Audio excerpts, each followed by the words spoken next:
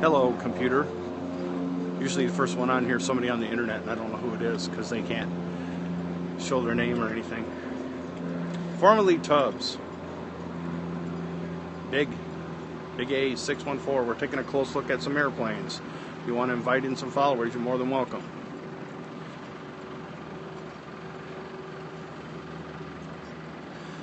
The signal's kind of weak. There's not much I can do about it.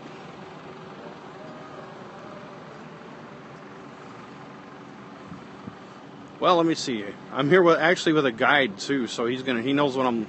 Besides looking at it, what I know would be a twin-engine airplane. What are we looking at? This is a Beechcraft B-76 Duchess. It's a multi-engine trainer that Beechcraft developed back in the 80s. It's got a very, very good track record of reliability and dependability. She's powered by two 0360 180 horsepower reciprocating engines.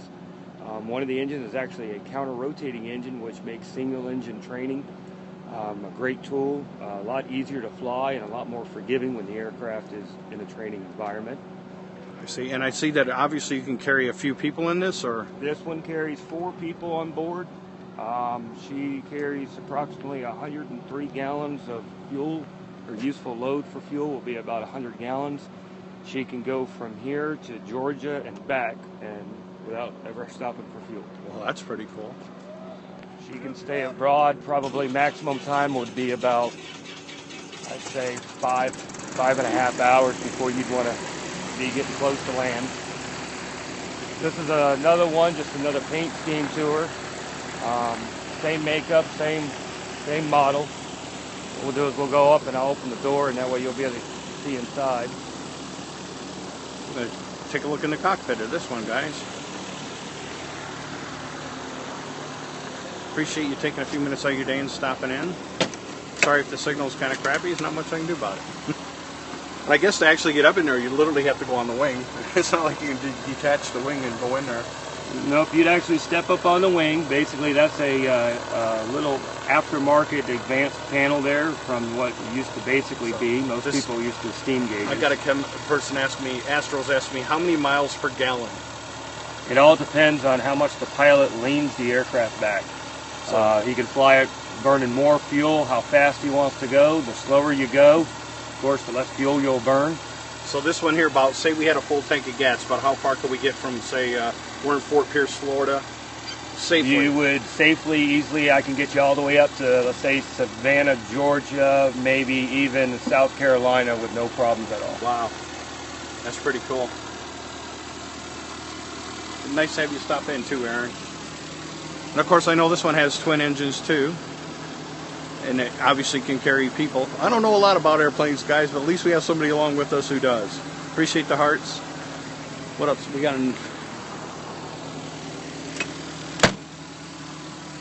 Well, we walk over, and this is what we're Sure. going to walk up on is a Cessna 172. These have been around for many, many, many years.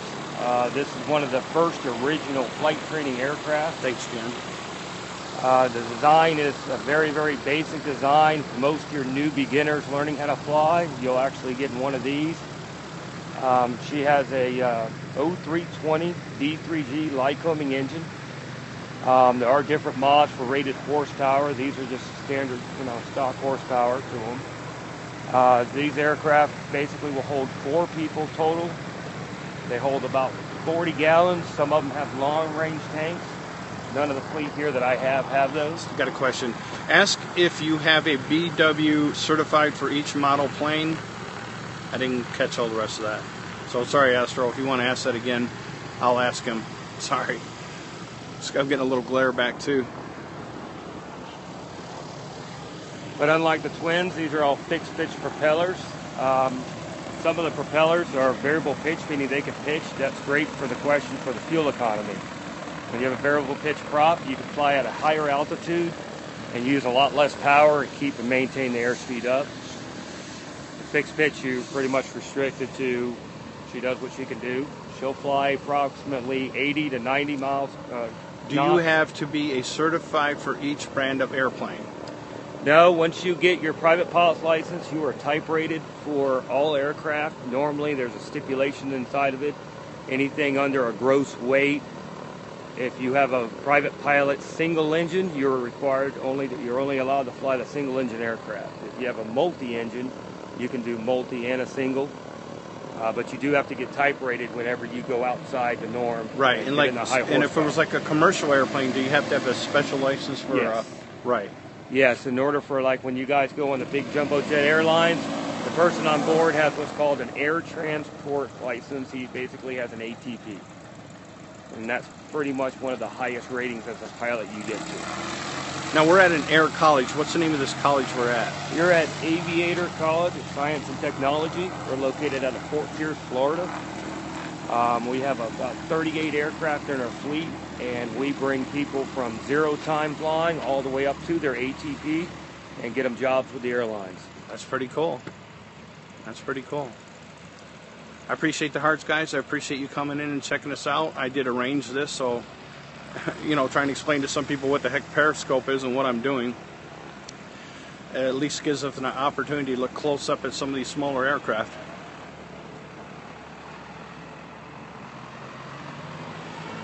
You see, they got quite a few here. What's the pass rate for a school? The pass rate for the school right now, with our check rides and everything else, we're running at about a 90% pass rate. Most everybody that comes through here ends up passing. Some people have trouble with their check ride here and there. A lot of times it depends on the student's motivation. Does he want to study at night? Does he actually want to concentrate on it?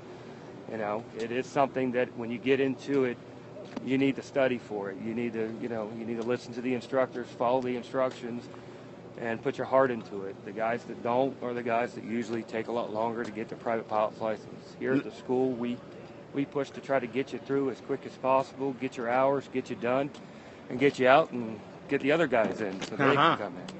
Now, if I recollect this airport, they had Air Force One land here, didn't they, a few weeks back? Yes, Air Force One actually was parked right here on the ramp. So we actually had Air Force One here coming here and bring the president here a couple weeks back when he's doing a fundraiser. Do you mind if we open it? No, I'm going to say open the door, but I don't even see a door. How do you even get in this craft? This aircraft is a Piper Cadet. This is a single-engine trainer. It is the low-wing version of a 172 Cessna that we just looked at.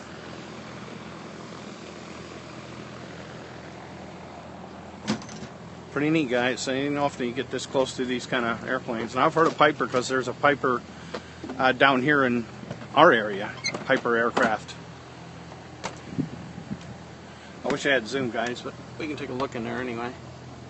This is just a basic setup package. It's got steam gauges. It also has some upgrade to it with a Garmin GPS unit for tracking and helps the pilot navigate to the different airports.